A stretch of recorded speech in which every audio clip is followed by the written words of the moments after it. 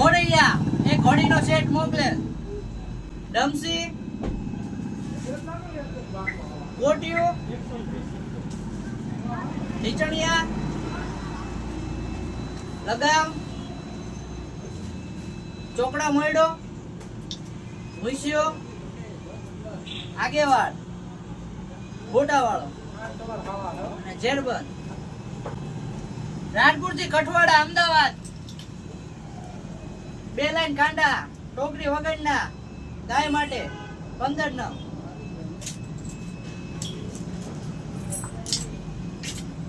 બે વાસળી માટે ટોકરી વગરના.